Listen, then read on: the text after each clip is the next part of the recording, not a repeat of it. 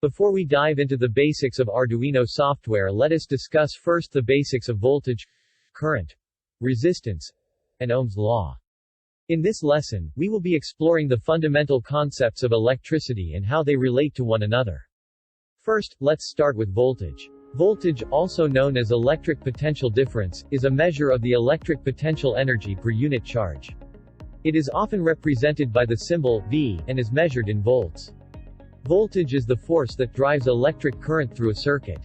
Current refers to the flow of electric charge in a circuit.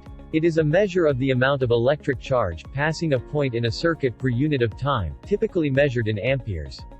The flow of current is directly proportional to the voltage applied to a circuit and inversely proportional to the resistance of the circuit.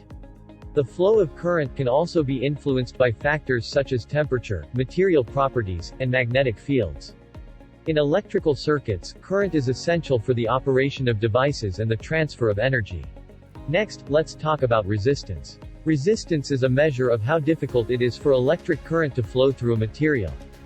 It is often represented by the symbol R and is measured in ohms. Different materials have different levels of resistance, and this can affect the flow of electric current through a circuit.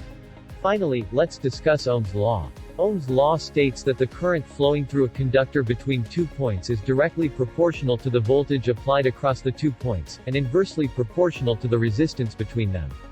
Mathematically, it can be represented as I equals V over R, where I is the current, V is the voltage, and R is the resistance. Understanding the relationships between voltage, resistance, and current is essential for designing and analyzing electronic circuits.